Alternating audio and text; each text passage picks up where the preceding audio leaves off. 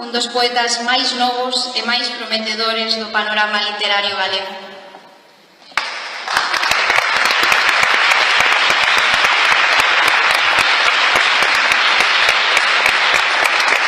Boa tarde, xa sin máis preámbulos, por supoño estamos esperando a este momento, entón vou dar lectura en nome do xurado da primeira edición do Premio de Illanova de Narrativa a acta do Premio Illanova de Narrativa.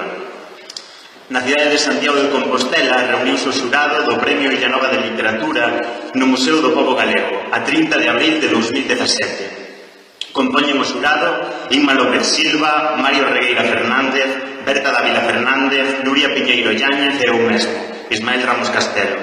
Exerce de secretaria en representación da Editorial Galaxia con voz, pero sen voto, Valores Villanueva. Despois das oportunas deliberacións, o xurado decide, por unanimidade, outorgarlle o Premio Illanova de Narrativa na súa primeira edición o texto titulado A vida sinxela de Marcelo Firmamento. A Berta aplica, cos datos da obra premiada, a gañadora resulta ser Vanessa Santiago Vázquez. A vida sinxela de Marcelo Firmamento é unha reinterpretación das novelas de viaxes cunha comunión moi marcada co universo do mar e as súas lendas. Unha viaxe de retorno que parece de ida e que é finalmente unha descoberta. O xurado valorou a construción tanto da mecánica interna como global da novela, a elaboración de imaxes de gran potencial evocador, a creación dun universo con elementos máxicos que está perfectamente integrado e consegue fuxir dos estereotipos. A novela resalta polo coidado da procura da palabra exacta e as imaxes tan potentes que crea. Fai entrega do premio Xosé Luís Méndez Ferrín.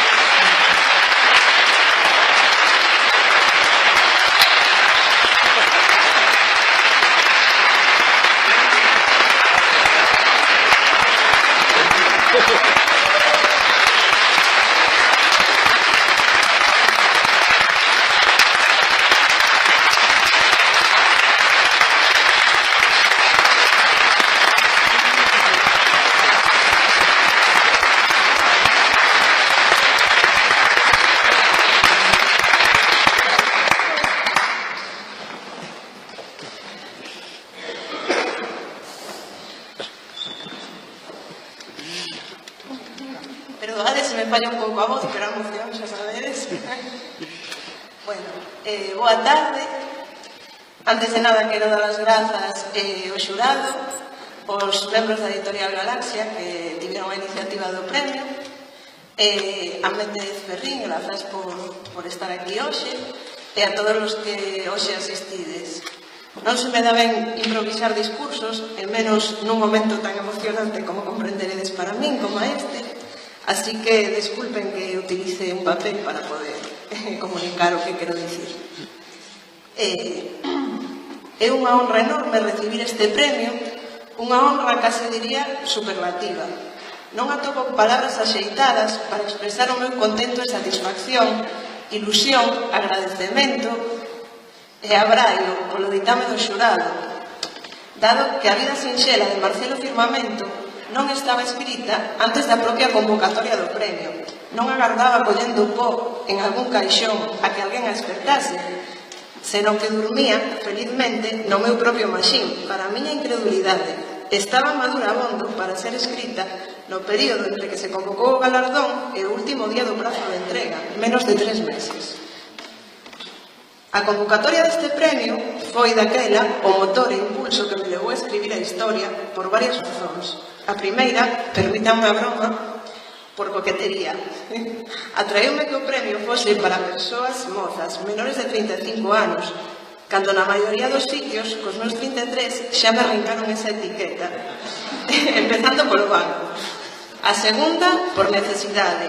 Como moita xente, padezo precariedade laboral, o que me fai ter moito tempo libre, que emprego case sempre, en saciar a fame de ler e escribir, unha necesidade para mí. E a derradeira, pero fundamental, lóxicamente, porque tiña unha historia que contar. O protagonista da miña historia é Marcelo Firmamento, un mariñeiro de Sada, nado nos anos 40, que traballa no cerco dende cativo e remata percorrendo o mundo a bordo de grandes buques, procurando o tempo a pista dun pai do que non sabe apenas máis que o nome. Xa que logo, grazas a este premio, polo pouco que conto da historia, pagarei a miña débeda cun mundo que esborrallou, o da xente do mar. Nesta ocasión, dunha xeografía concreta, a do lugar onde nacín, que é Fontán, un pequeno lugar co abrigo da ría de Sada, nas Mariñas Coruñesas, e débeda máis especial, se iso é posible, con todos eses mariñeiros que coñecín un día sendo nena e que nadan nas páxinas do meu relato.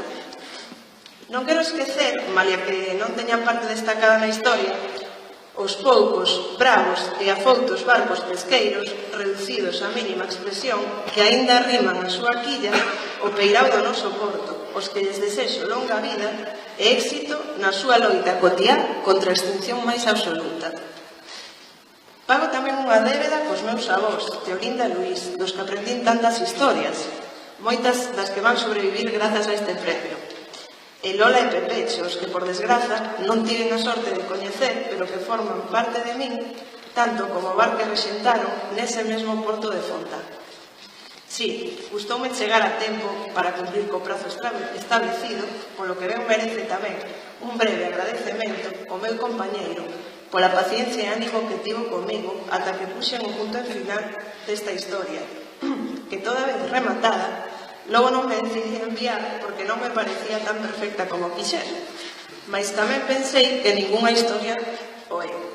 Así que por fin o meu libro, como unha mensaxe nunha botella, saiu de terra firme para beirar coa mellor das fortunas nesta illa nova. Sinto que comigo está recibindo este premio, ademais de algunhas persoas por min queridas e que hoxe me acompañan, todo o pobo mariñeiro de Fontán. Grazas por permitirdes, como premio, que Marcelo empiece a sucar os mares. Grazas.